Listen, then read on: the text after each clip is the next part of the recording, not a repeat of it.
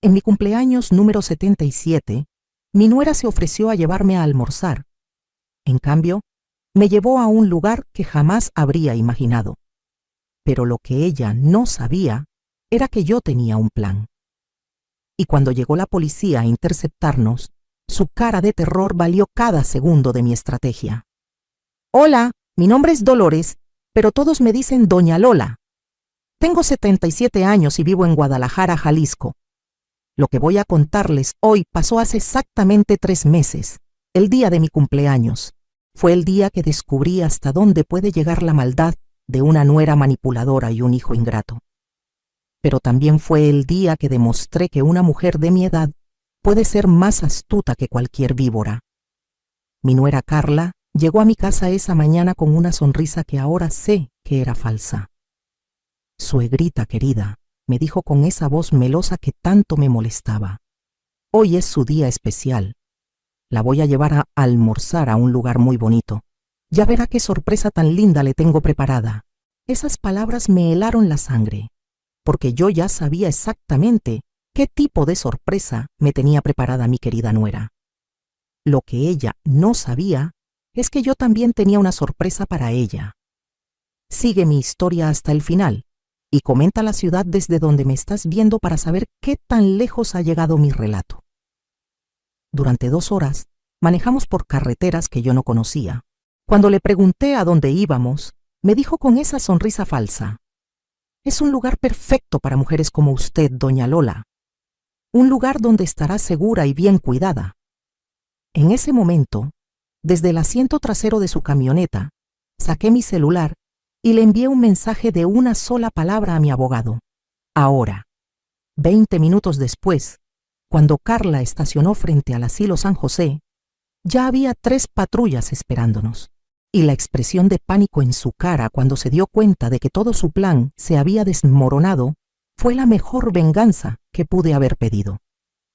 Pero para que entiendan cómo llegué a ese momento, tengo que contarles toda la historia desde el principio. Una historia de traición, manipulación, y cómo una abuela de 77 años le dio vuelta a la tortilla a una familia que pensó que podía deshacerse de ella como si fuera basura. Mi nombre completo es Dolores Hernández de Morales, pero como les dije, todos me dicen Doña Lola. Nací en un pequeño pueblo de Michoacán en 1947 y he vivido una vida llena de trabajo, sacrificio y amor por mi familia. Soy viuda desde hace 12 años, cuando mi querido esposo Ramón murió de un infarto.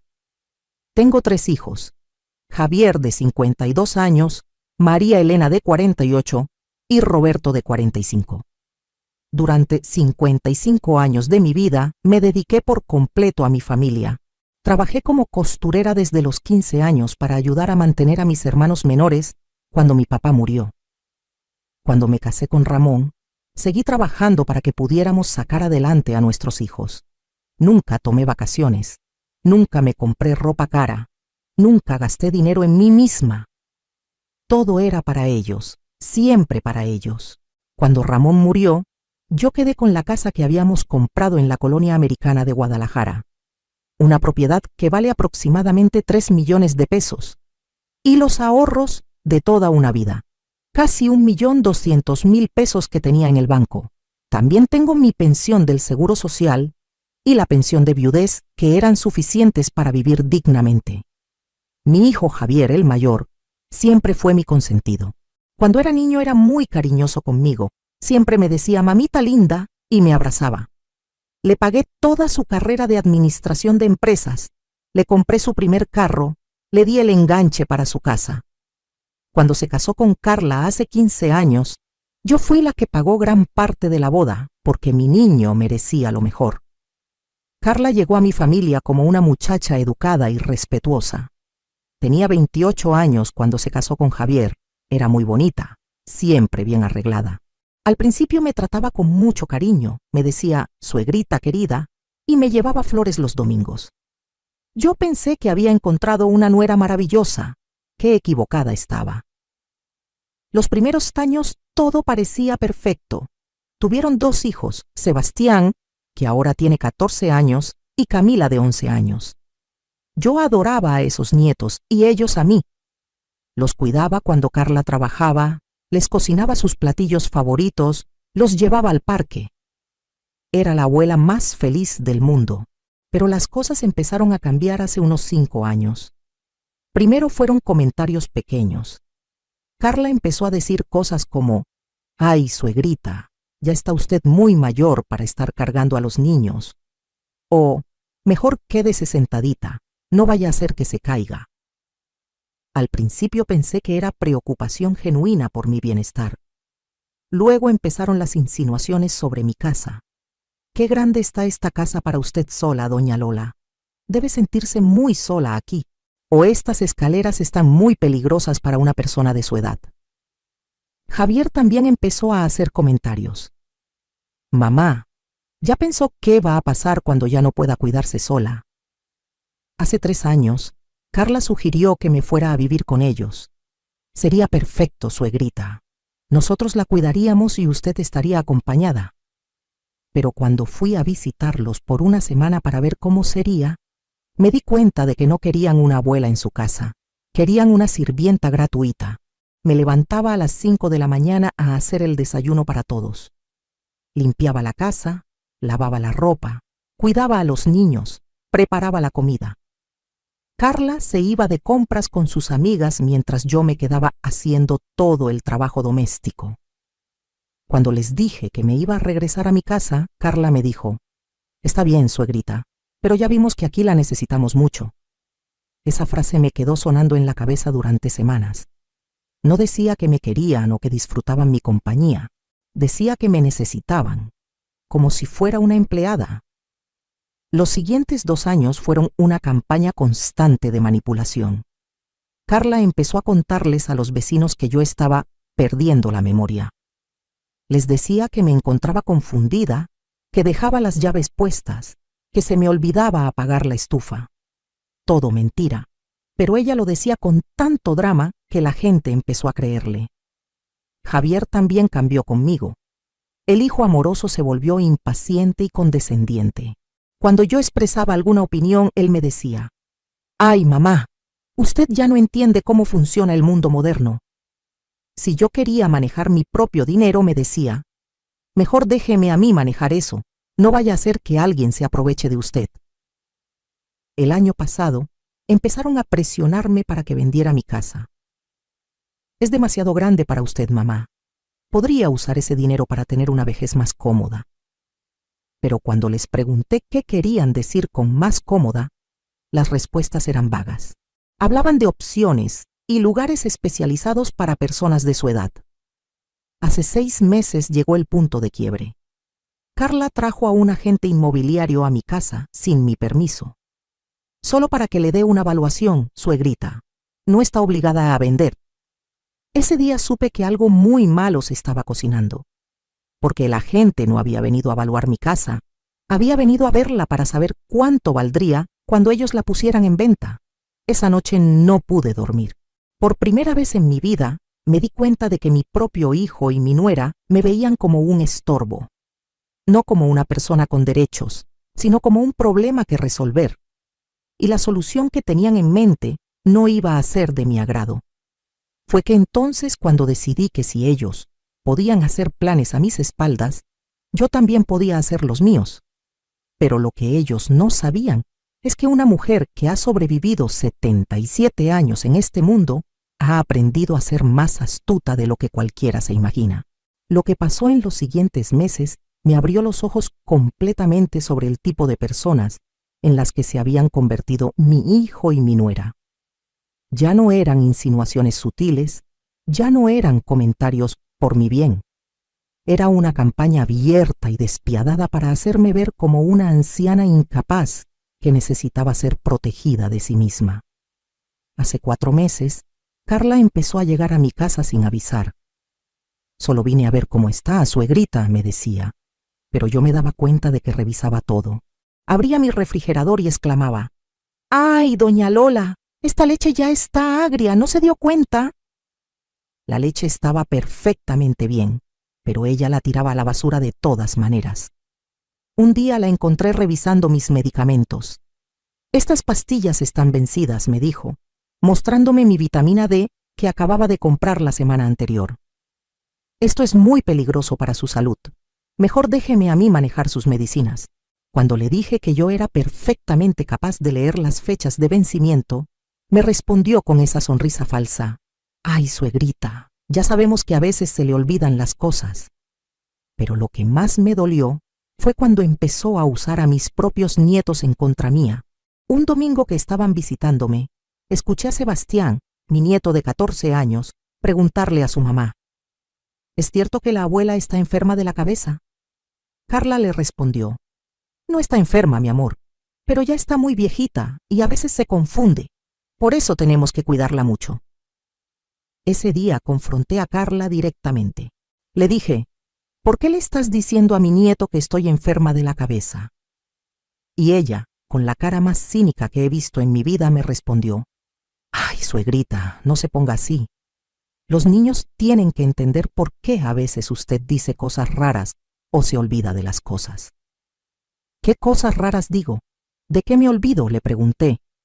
Y ella me dijo: Pues el otro día me dijo que había visto a don Ramón en el jardín y él ya murió hace años. Eso era una mentira completa. Jamás había dicho tal cosa. Pero me di cuenta de que había estado inventando historias sobre mí para justificar lo que fuera que estuviera planeando. Hace 3 meses, Javier llegó a mi casa con unos papeles. Mamá, necesito que firme esto. Es para actualizar su testamento y asegurar que todo esté en orden. Cuando le pregunté qué decían exactamente los papeles, me dijo: Son cosas legales complicadas, mamá. Solo confíe en mí. Esa frase me hizo saltar todas las alarmas. Solo confíe en mí, como si yo fuera una niña que no puede entender sus propios asuntos. Le dije que quería que mi abogado revisara los papeles primero, y Javier se molestó mucho. ¿Para qué necesita un abogado, mamá? ¿No confía en su propio hijo? Ahí fue cuando supe que estaba en problemas reales, porque la única razón por la que alguien no quiere que revises un documento legal es porque ese documento no te conviene. 2 semanas después, Carla llegó con una sorpresa. Suegrita, contraté a una muchacha para que venga a limpiarle la casa. Se llama Rosa y va a venir todos los días. Cuando le dije que yo no necesitaba ninguna empleada y que no quería extraños en mi casa, me dijo: Ay, no sea orgullosa. A su edad ya no puede hacer todo el trabajo pesado. Pero Rosa no era una empleada normal, era una espía. La primera semana que vino, yo me di cuenta de que me estaba vigilando constantemente. Me preguntaba qué había desayunado, si había tomado mis medicinas, si había salido de la casa. Y al final del día, la escuché hablando por teléfono. Señora Carla, sí, aquí estuvo todo el día. No, no salió para nada. Sí, se ve bien, pero a veces habla sola. Yo no hablaba sola. Lo que hacía era rezar el rosario en voz baja mientras cocinaba, algo que había hecho toda mi vida. Pero Rosa reportaba eso como si fuera una señal de demencia.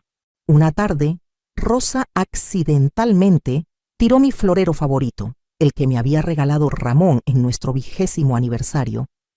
Cuando se rompió, ella exclamó: ¡Ay, doña Lola! ¿Por qué puso el florero ahí? ¡Qué peligroso! Pero yo no había movido ese florero de su lugar en más de 10 años. Ella lo había tirado a propósito para crear una evidencia de que yo era descuidada. Esa misma semana, encontré que alguien había movido cosas en mi casa. Mi álbum de fotos estaba en un lugar diferente. Mis documentos importantes habían sido reorganizados. Cuando le pregunté a Rosa si había movido algo, me dijo: No, doña Lola, usted debe haber movido esas cosas y se olvidó. Era una gaslighting perfecto. Me estaban haciendo dudar de mi propia memoria, de mi propia percepción de la realidad. Pero yo sabía exactamente lo que estaba pasando porque había visto películas sobre esto. Estaban construyendo un caso para demostrar que yo era incompetente. El mes pasado llegó el golpe más bajo. Carla organizó una reunión familiar en mi casa. Vinieron mis 3 hijos, mis 2 nueras y algunos de mis nietos mayores. Pensé que era una reunión normal, tal vez para planear algo bonito, pero resultó ser una intervención. Javier empezó hablando. Mamá, todos estamos preocupados por usted. Hemos notado que últimamente está muy confundida. María Elena, mi hija, agregó. Sí, mami. La otra vez me llamó 3 veces para preguntarme la misma cosa. Eso era mentira. Yo había llamado a María Elena una sola vez para preguntarle sobre el cumpleaños de mi nieta. Pero ahí estaba, frente a toda la familia, siendo acusada de tener problemas de memoria. Carla tomó la palabra. Suegrita, sabemos que es difícil aceptarlo, pero ya no es seguro que viva sola. ¿Qué pasaría si se cae y no hay nadie para ayudarla? ¿O si se olvida de apagar la estufa? Roberto, mi hijo menor, que siempre había sido el más callado, dijo, Mamá, solo queremos lo mejor para usted. ¿Y qué es lo mejor para mí?, les pregunté. Carla respondió, Bueno, hemos estado investigando algunas opciones. Hay lugares muy bonitos donde puede vivir, con gente de su edad, con enfermeras las 24 horas, con actividades divertidas. ¿Te refieres a un asilo?, les pregunté directamente, y todos se quedaron callados por un momento. Finalmente Javier dijo, No es un asilo, mamá. Son residencias para adultos mayores, lugares muy elegantes donde va a estar mucho mejor que aquí sola. ¿Y si yo no quiero ir a ningún lugar elegante?, les pregunté. ¿Y si quiero quedarme en mi propia casa que compré con el sudor de mi frente? La respuesta de Carla me rompió el corazón. Suegrita, a veces las personas mayores no pueden tomar las mejores decisiones para sí mismas. Por eso la familia tiene que intervenir. En ese momento me di cuenta de que ya no me veían como una persona con derechos. Me veían como un problema que resolver, como una carga que administrar. Y la solución que habían elegido era meterme a un asilo y quedarse con todo lo que había trabajado durante 77 años. Esa noche, después de que todos se fueron, me senté en la sala de mi casa y lloré como no había llorado desde que murió Ramón. No lloraba por mí, lloraba por la muerte de la imagen que tenía de mi familia. Lloraba porque el hijo que había criado con tanto amor era capaz de traicionarme de esta manera. Pero también esa noche tomé la decisión más importante de mi vida. Si ellos querían jugar sucio, yo también sabía hacerlo. La diferencia era que yo tenía 77 años de experiencia y ellos pensaban que era una viejita indefensa. Iban a descubrir qué tan equivocados estaban. Al día siguiente de esa reunión familiar tan humillante, hice algo que no había hecho en muchos años. Llamé a mi compadre Aurelio Sánchez. Aurelio había sido el padrino de bautizo de Javier y también había sido abogado durante más de 40 años antes de retirarse. Él y su esposa Esperanza habían sido nuestros mejores amigos cuando Ramón vivía. Compadre, le dije cuando contestó el teléfono, necesito hablar con usted, es urgente. Aurelio notó inmediatamente la preocupación en mi voz. Comadre Lola, ¿qué pasa? Venga para acá ahora mismo. Cuando llegué a su casa, Esperanza me recibió con un abrazo y una taza de café. Los tres nos sentamos en su sala y yo les conté todo. Cada mentira de Carla, cada manipulación de Javier, toda la campaña para hacerme ver como una anciana incompetente. Esperanza se llevaba las manos a la cabeza con cada detalle y Aurelio apretaba los puños. Comadre, me dijo Aurelio cuando terminé mi relato, lo que me está contando es muy grave. Esto se llama abuso de adulto mayor y es un delito federal. Pero más importante, esto es un intento de quitarle sus derechos como persona competente. Fue entonces cuando Aurelio me reveló algo que cambió completamente mi perspectiva sobre toda la situación. Comadre, ¿usted sabía que hace 2 meses Javier vino a preguntarme sobre sus propiedades y sus cuentas bancarias? Se me helaron las venas. ¿Qué le preguntó exactamente? Me preguntó si yo manejaba sus asuntos legales, cuánto valía su casa, si usted tenía testamento y si había manera de que él pudiera tomar control de sus finanzas por incapacidad mental. Le dije que tendría que hablar con usted directamente y él me dijo que no era necesario porque usted ya no entendía esas cosas. En ese momento me di cuenta de la magnitud real de la conspiración. No solo querían meterme a un asilo, querían control total sobre mi dinero y mis propiedades. Querían que yo desapareciera legal y financieramente. Pero compadre, le dije, yo no tengo demencia, no estoy loca, no soy incompetente. ¿Cómo pueden hacer eso? No pueden, me respondió Aurelio con una sonrisa. Pero van a intentarlo, y para intentarlo necesitan construir un caso. Por eso han estado documentando supuestos episodios de confusión. Por eso trajeron a Rosa para vigilarla. Por eso querían que firmara esos papeles sin leerlos. Esperanza agregó: Lola, querida, ellos están preparando el terreno para pedir tu interdicción legal. Es un proceso donde un juez determina que una persona no puede manejar sus propios asuntos. ¿Y qué puedo hacer?, les pregunté. Aurelio se levantó y fue a su estudio. Regresó con una carpeta gruesa. Comadre, usted puede hacer mucho más de lo que ellos creen, porque resulta que usted tiene más poder del que imagina. Fue entonces cuando Aurelio me mostró algo que había olvidado completamente. Cuando Ramón murió, él había puesto todas nuestras propiedades en un fideicomiso para protegerme de exactamente esta situación. Pero no solo eso, Ramón había sido mucho más astuto de lo que yo recordaba. Comadre, ¿usted sabía que su esposo compró 2 propiedades más antes de morir? Una casa en Puerto Vallarta y un terreno en Chapala, que ahora vale una fortuna. Todo está a su nombre, pero en fideicomisos que sus hijos no conocen. Me quedé con la boca abierta. ¿2 propiedades más? Sí, y eso no es todo. Ramón también tenía una póliza de seguro de vida que él puso en un fideicomiso separado. El dinero ha estado generando intereses durante 12 años. Usted no solo tiene 1.200.000 pesos, comadre. Usted tiene más de 5 millones de pesos en activos. No lo podía creer. Mi Ramón, siempre tan previsor, había protegido nuestro futuro de una manera que yo ni siquiera sabía. Pero Aurelio no había terminado. Y hay algo más, comadre.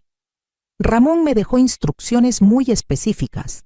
Si alguna vez alguien intentaba aprovecharse de usted o quitarle sus derechos, yo tenía autorización para tomar medidas legales inmediatas en su nombre. En ese momento Esperanza me tomó de las manos. Lola, querida, tú no eres la víctima indefensa que ellos creen. Tú tienes recursos, tienes aliados y tienes derechos. Pero más importante, tienes la experiencia de 77 años para saber cómo manejar esta situación. Aurelio abrió su laptop y me mostró algo más. Comadre, durante las últimas semanas he estado investigando a su nuera. Carla Sánchez, de soltera, no es exactamente la mujer honesta que aparenta ser. En la pantalla aparecieron varios documentos. Su nuera tiene deudas por más de 300.000 pesos en tarjetas de crédito. Ha solicitado préstamos usando como garantía la casa de ustedes. Préstamos que fueron rechazados porque ella no es propietaria. Y lo más interesante, ha estado consultando con un abogado especialista en herencias. ¿Cómo consiguió toda esta información?, le pregunté sorprendida. Comadre, yo tengo 45 años de ser abogado. Tengo contactos en todos lados. Y cuando alguien trata de estafar a mi comadre, yo me pongo las pilas. Esperanza agregó: Lola, tu nuera está desesperada por dinero. Por eso está empujando tanto para que vendan tu casa y te metan a un asilo. Ella necesita ese dinero para pagar sus deudas. En ese momento sentí como si hubiera despertado de una pesadilla para descubrir que tenía superpoderes. No era la anciana vulnerable que ellos pensaban. Era una mujer con recursos, con aliados poderosos y con la ley de su lado. Compadre, le dije a Aurelio, ¿qué hacemos? Aurelio sonrió de una manera que no había visto desde los tiempos cuando jugaba póker con Ramón. Comadre, vamos a tender una trampa. Pero primero, usted tiene que prometerme que va a seguir mis instrucciones al pie de la letra, sin importar qué tan extrañas le parezcan. Se lo prometo. Muy bien. Lo primero que vamos a hacer es conseguir evidencia de que ellos están planeando internarla en contra de su voluntad. Y para eso, comadre, usted va a tener que actuar como la viejita indefensa que ellos creen que es. Ese día, Aurelio, Esperanza y yo planeamos la contraofensiva más elaborada de mi vida. Y lo mejor de todo era que Javier y Carla iban a caminar directo hacia la trampa, pensando que eran ellos los que me estaban manipulando. Durante las siguientes 3 semanas, me convertí en la mejor actriz de mi vida. Aurelio me había explicado exactamente lo que necesitábamos para tener un caso sólido contra ellos. Evidencia clara de que estaban conspirando para quitarme mis derechos y mis propiedades en contra de mi voluntad. Comadre, me había dicho Aurelio, ellos van a mostrar su verdadera cara cuando crean que usted está completamente indefensa. Necesitamos que los grabe confesando sus planes. Para eso, Esperanza me consiguió una grabadora digital pequeñita que cabía en mi bolso. También me instalaron una aplicación en mi celular que grababa conversaciones automáticamente.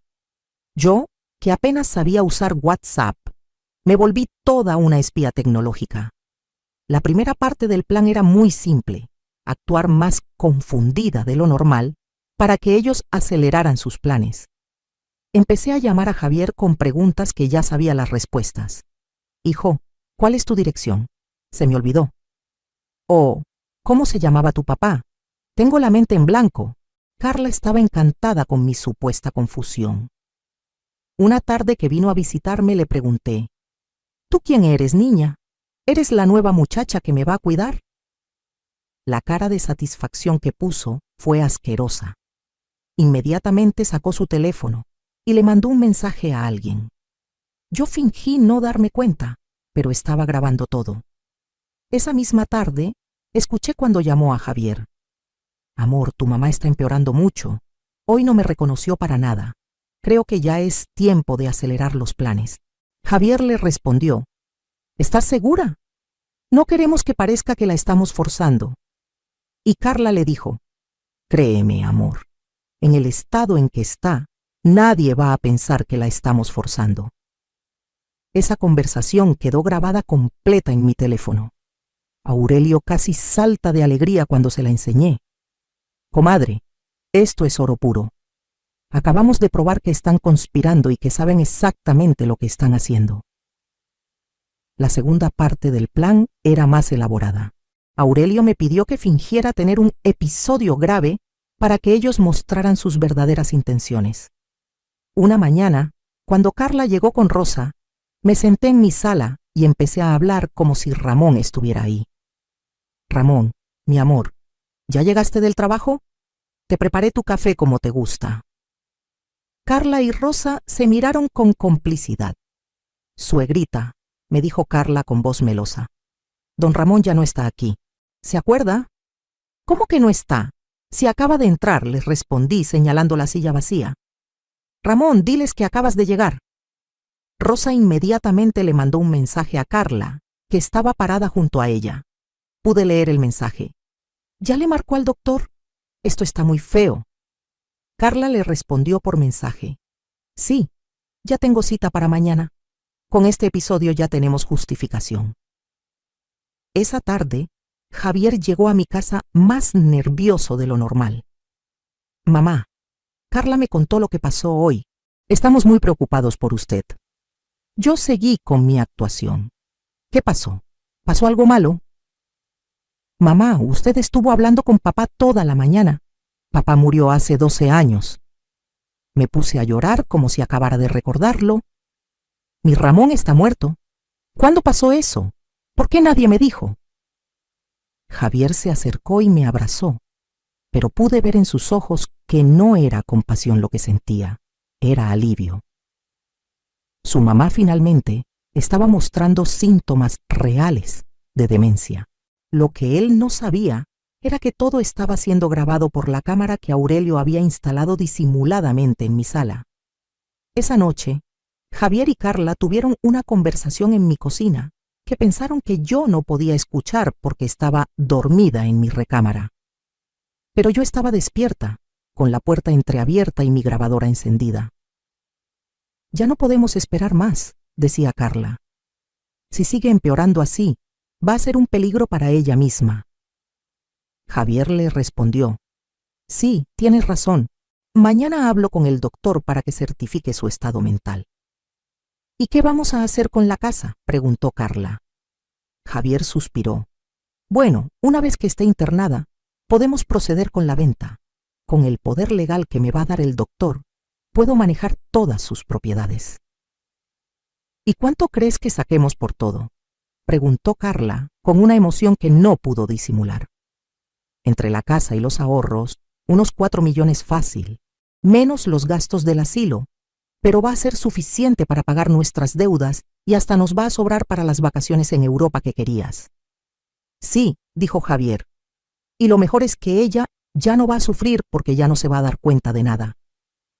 Esas palabras me rompieron el corazón, pero también me llenaron de una determinación férrea.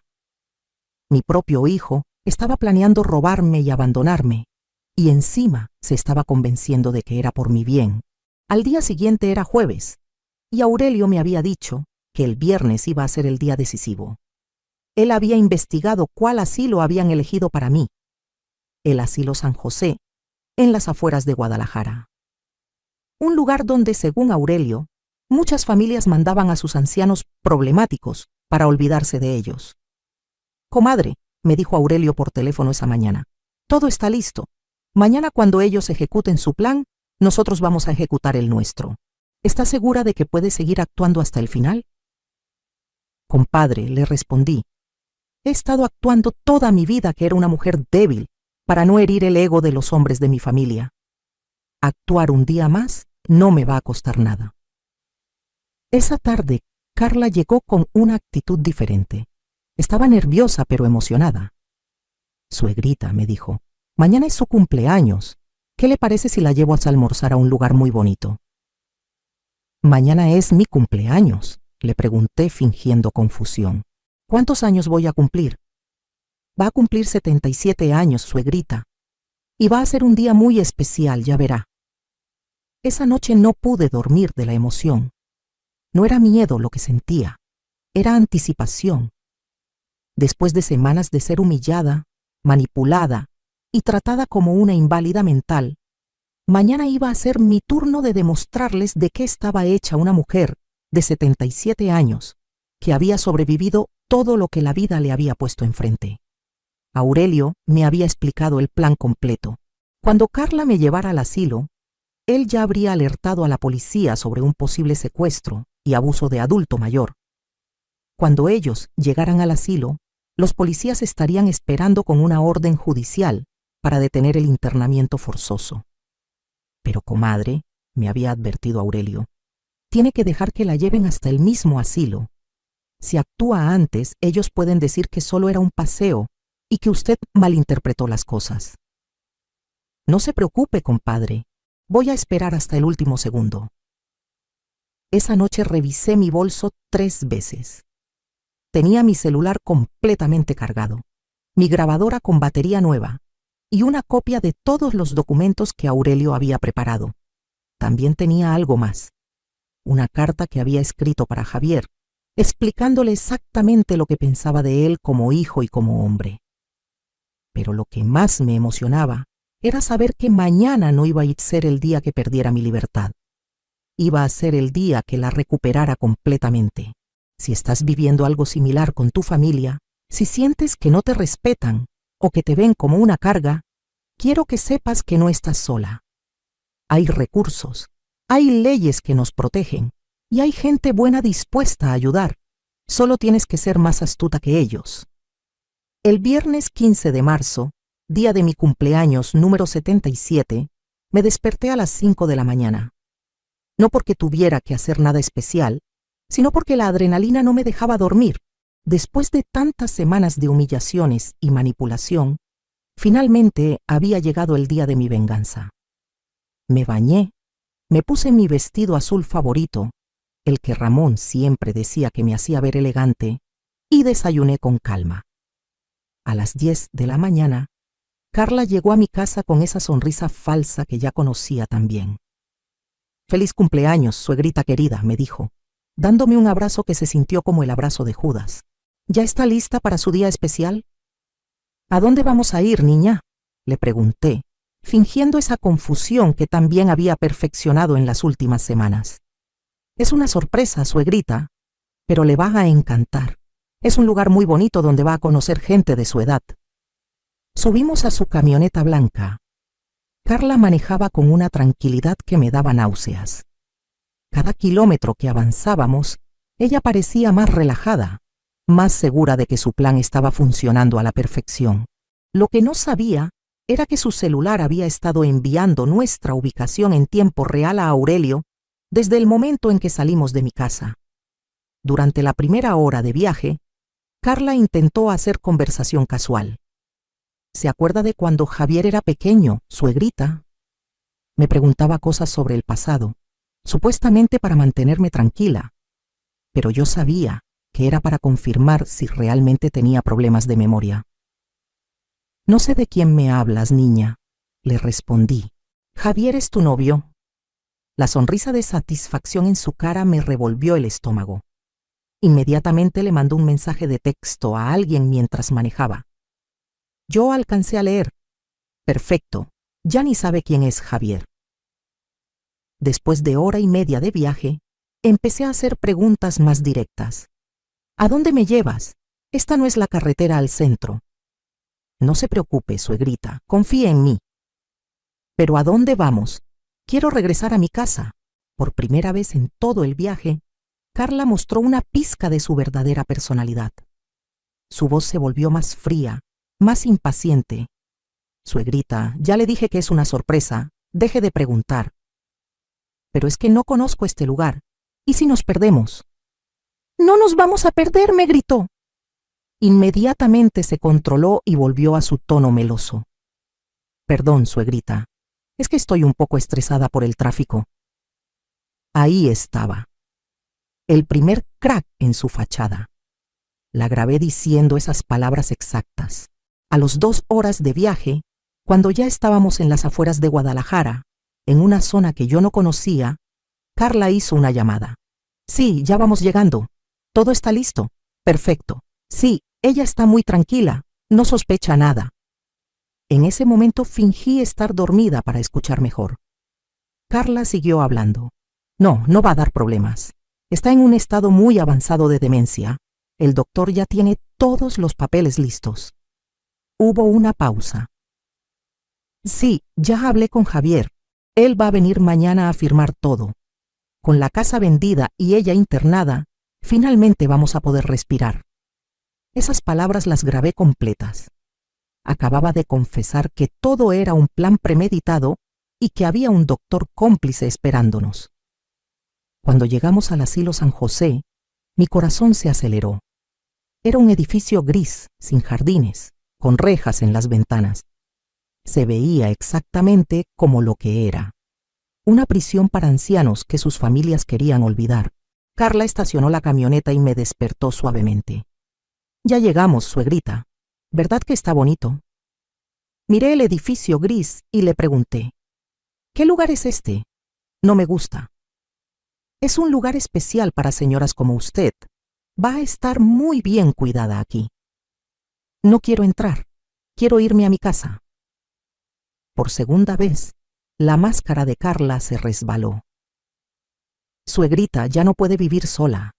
Esto es lo mejor para usted, aunque no lo entienda ahora. ¿Me vas a dejar aquí? ¿Para siempre? No es para siempre, me mintió. Es solo hasta que se sienta mejor. En ese momento saqué mi celular y le mandé el mensaje que había estado esperando mandar durante semanas. Ahora. Carla vio que mandé un mensaje y se alarmó. ¿A quién le escribió, suegrita? A mi hijo Javier. Le dije que ya llegamos. Se relajó inmediatamente. Ah, qué bueno. Él va a estar muy contento de saber que ya está en un lugar seguro. Bajamos de la camioneta y Carla me tomó del brazo, no de manera cariñosa, sino firme, controladora.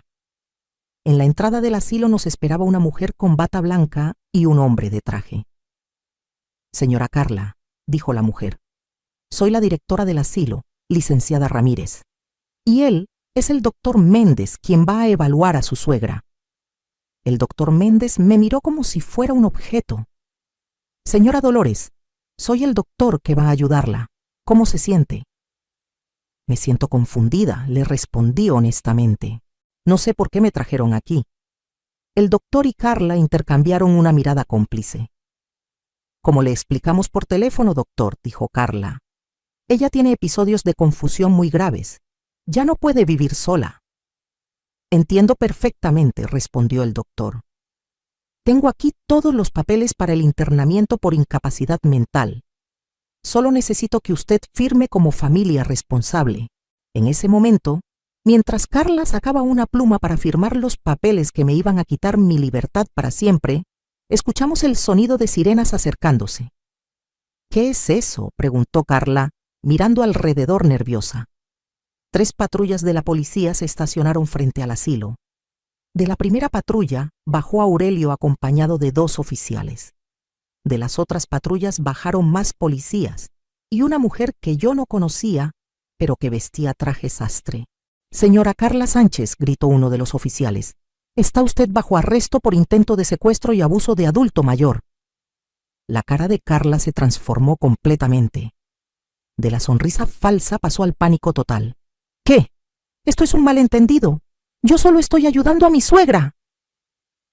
Aurelio se acercó a nosotras con una sonrisa que no había visto en años. «Comadre Lola, ¿está usted bien?». Fue en ese momento que dejé caer completamente mi actuación. Me enderecé, miré directamente a Carla a los ojos y le dije con la voz más clara y firme que pude: «Estoy perfectamente bien, compadre, y mi mente está más clara que nunca». La expresión de shock en la cara de Carla fue indescriptible. ¿Qué está pasando? «Lo que está pasando», le dije, «es que una viejita demente de 77 años acaba de demostrarte que eres la persona más estúpida que he conocido en mi vida». Aurelio se dirigió al doctor Méndez. «Doctor, usted está participando en un internamiento ilegal. Esta señora no tiene demencia ni ninguna incapacidad mental. Tengo aquí una orden judicial que prohíbe este internamiento y una denuncia formal por conspiración para cometer fraude». El doctor palideció. «Pero la familia me dijo que...». «La familia le mintió», interrumpió la mujer de traje sastre. «Soy la fiscal especializada en delitos contra adultos mayores. Doctor, usted va a tener que acompañarnos para declarar». Carla empezó a llorar. «Suegrita, no entiendo qué está pasando. Yo solo quería ayudarla». Me acerqué a ella y le dije muy despacio: «Carla, querida, durante 3 meses me has tratado como si fuera una idiota. Me has mentido, me has manipulado, has inventado historias sobre mi salud mental y has conspirado para robarme todo lo que tengo.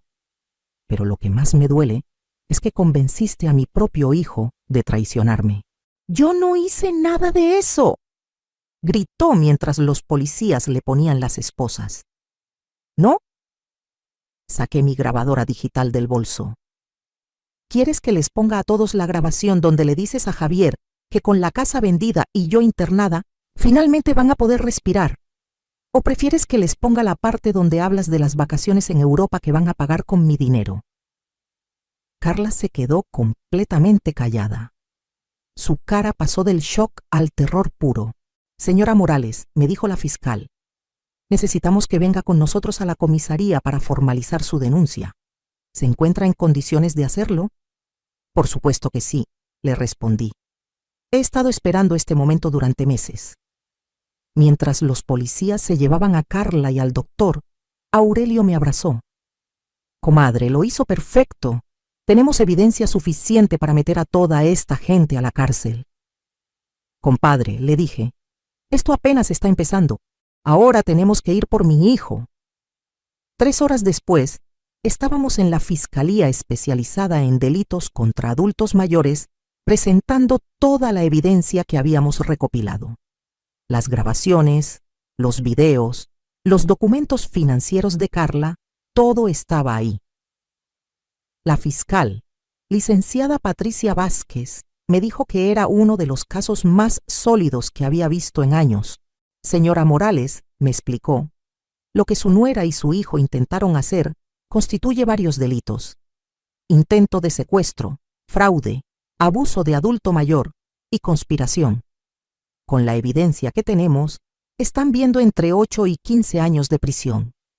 Cuando salimos de la fiscalía, le pedí a Aurelio que me llevara a la casa de Javier. Compadre, necesito verlo a los ojos cuando se entere de que su plan fracasó. Llegamos a su casa a las 6 de la tarde. Javier estaba en el jardín lavando su carro, silbando como si fuera el día más feliz de su vida. Cuando me vio llegar con Aurelio, su cara se iluminó. Mamá, ¿cómo le fue en su paseo con Carla? ¿Ya está instalada en su nuevo lugar? Me acerqué a él muy despacio. Hijo, tu esposa está en la cárcel. Está acusada de intento de secuestro y abuso de adulto mayor. Javier soltó la manguera que tenía en las manos. ¿Qué? ¿De qué está hablando, mamá? Estoy hablando de que durante 3 meses me trataron como si fuera una idiota mientras planeaban robarme todo lo que tengo. Estoy hablando de que mi propio hijo conspiró para meterme a un asilo y quedarse con mi dinero. Mamá, usted está confundida. Nosotros solo queríamos. No, le grité con una fuerza que no había usado en años. Yo no estoy confundida. Tú eres el que está confundido si piensas que me iba a dejar robar por mi propio hijo. Aurelio sacó su grabadora y puso la conversación donde Javier y Carla hablaban sobre vender mi casa y usar mi dinero para pagar sus deudas. Cuando Javier escuchó su propia voz diciendo esas cosas horribles sobre mí, se puso pálido como un muerto. Mamá, nosotros no, es que nada, Javier. Tú dejaste que tu esposa me tratara como basura. Tú participaste en cada mentira, en cada manipulación. Tú firmaste papeles para que me internaran en contra de mi voluntad. Javier se sentó en el piso, completamente destruido. Mamá, perdóneme. Yo no quería que pasara esto. Carla me convenció de que usted estaba realmente enferma. ¿En serio?, le pregunté. ¿Tu esposa te convenció de que tu propia madre estaba loca? ¿No se te ocurrió preguntarme directamente a mí? ¿No se te ocurrió llevarme con un doctor de verdad para que me evaluara? Javier empezó a llorar.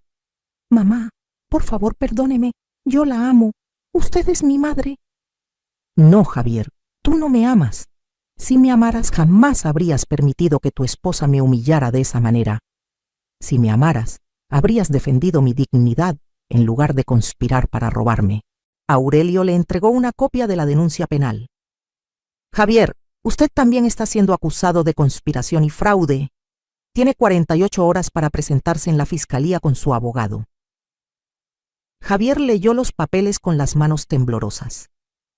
¿Me van a meter a la cárcel? Eso va a depender de muchas cosas, le respondí. Pero lo que sí te puedo asegurar es que nunca más vas a tener acceso a mi dinero, a mis propiedades o a mi vida. ¿Qué quiere decir eso, mamá? Quiere decir que te estoy desheredando completamente. Quiere decir que vas a tener que aprender a vivir sin robarle a tu madre. Y quiere decir que si quieres tener alguna relación conmigo en el futuro, vas a tener que ganártela, empezando por divorciarte de esa víbora que tienes por esposa. Esa noche, Aurelio y Esperanza me llevaron a cenar para celebrar. Por primera vez en meses, me sentía completamente libre, completamente dueña de mi vida. Ya no tenía que fingir que era débil, ya no tenía que tolerar faltas de respeto, ya no tenía que vivir con miedo de que mi propia familia me traicionara. Comadre, me dijo Aurelio levantando su copa de vino, usted acaba de demostrar que la experiencia y la astucia siempre van a vencer a la codicia y la estupidez. Al día siguiente empecé a hacer los cambios que había estado planeando durante semanas. Lo primero fue cambiar todas las cerraduras de mi casa e instalar un sistema de seguridad completo. Lo segundo fue actualizar mi testamento, dejando todo a María Elena y Roberto, mis otros 2 hijos que siempre me habían respetado, y a mis nietos que realmente me querían. Lo tercero fue algo que nunca había hecho en mi vida. Gasté dinero en mí misma. Me compré ropa nueva, me arreglé el cabello, me inscribí en clases de baile para adultos mayores. Por primera vez en 77 años, decidí vivir para mí. Una semana después del incidente, María Elena vino a visitarme desde Monterrey. Llegó preocupada porque Javier la había llamado llorando, diciéndole que yo me había vuelto loca y que había metido a Carla a la cárcel sin razón.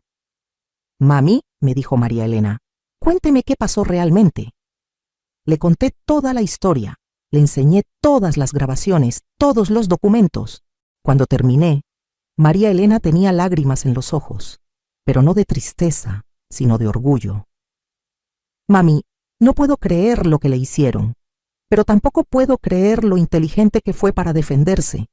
Estoy tan orgullosa de usted». «Hija», le dije, «durante toda mi vida permití que los hombres de mi familia tomaran las decisiones importantes porque pensé que eso era lo correcto. Pero a los 77 años finalmente aprendí que nadie me va a respetar más de lo que yo me respete a mí misma. Oberto, mi hijo menor, también vino de Tijuana esa semana. Él estaba furioso con Javier. «Mamá, yo siempre supe que Carla era una interesada, pero nunca pensé que Javier fuera capaz de esto». «Hijo», le respondí, «tu hermano se dejó envenenar por la codicia, pero la responsabilidad es de él, no solo de ella». 3 meses después del incidente, el caso fue a juicio. Carla fue sentenciada a 12 años de prisión por secuestro agravado, fraude y abuso de adulto mayor. El doctor Méndez perdió su licencia médica y también fue a prisión. Javier, por cooperar con la fiscalía y testificar contra Carla, solo recibió 3 años de libertad condicional y 500 horas de servicio comunitario. El día de la sentencia, Javier se acercó a mí en el tribunal. «Mamá, ¿algún día me va a perdonar?» «Javier», le dije, «el perdón es algo que se gana, no algo que se pide. Cuando demuestres que realmente has cambiado, cuando demuestres que entiendes el daño que me hiciste, entonces podemos hablar de perdón». Hoy, 6 meses después de mi cumpleaños número 77, estoy viviendo la mejor etapa de mi vida. Me mudé a una casa más pequeña, pero más bonita en Puerto Vallarta, en la playa que tanto amaba Ramón. Tengo empleada de confianza, pero por elección, no por necesidad. Mis nietos que realmente me quieren, vienen a visitarme durante las vacaciones. Sebastián y Camila, los hijos de Javier, al principio estaban confundidos por todo lo que había pasado, pero cuando les expliqué la verdad de manera apropiada para su edad, entendieron que su papá y su mamá habían hecho algo muy malo. «Abuela», me dijo Sebastián la última vez que vino, «mi mamá nos decía que usted estaba enferma de la cabeza, pero yo nunca lo creí. Usted siempre ha sido la persona más inteligente que conozco». Esas palabras me llenaron el corazón de alegría. Al menos mis nietos sabían la verdad. He aprendido a manejar computadora. Tengo cuenta de Facebook donde publico fotos de mis viajes y mis actividades. He viajado a lugares que siempre quise conocer: Oaxaca, Yucatán, hasta fui a Estados Unidos a visitar a unos primos. Pero lo más importante es que he aprendido a decir no sin explicaciones. Cuando alguien me pide algo que no quiero dar, simplemente digo no. Cuando alguien me falta al respeto, inmediatamente pongo límites. Ya no tengo tiempo para gente tóxica en mi vida, sin importar si son familia o no. Javier me ha escrito varias cartas pidiendo perdón. Las leo todas, pero no he respondido ninguna. Todavía no veo un cambio real en él. Todavía no veo que entienda realmente lo que me hizo. Tal vez algún día, pero no va a ser porque me presione o porque otros me digan que ya es tiempo de perdonar. El perdón es un regalo que una da cuando quiere, no una obligación que tiene que cumplir. Mi mensaje para todas las mujeres que me están escuchando, especialmente las mujeres mayores, es este: nunca es demasiado tarde para defender tu dignidad. Nunca es demasiado tarde para decir hasta aquí. No importa si son tus hijos, tus nietos o cualquier otra persona, nadie tiene derecho a tratarte como si fueras menos de lo que eres. Ustedes tienen derechos, tienen valor y tienen el poder de cambiar su situación. Solo necesitan creer en ustedes mismas y rodearse de la gente correcta. A los 77 años, finalmente aprendí a vivir para mí, y si yo pude hacerlo, ustedes también pueden. ¿Qué harías en mi lugar? ¿Has pasado por algo similar con tu familia? ¿Conoces a alguien que esté viviendo esta situación? Comparte tu historia en los comentarios, porque cuando las mujeres compartimos nuestras experiencias, nos hacemos más fuertes. Y recuerda, respetarte a ti misma no es egoísmo, es supervivencia.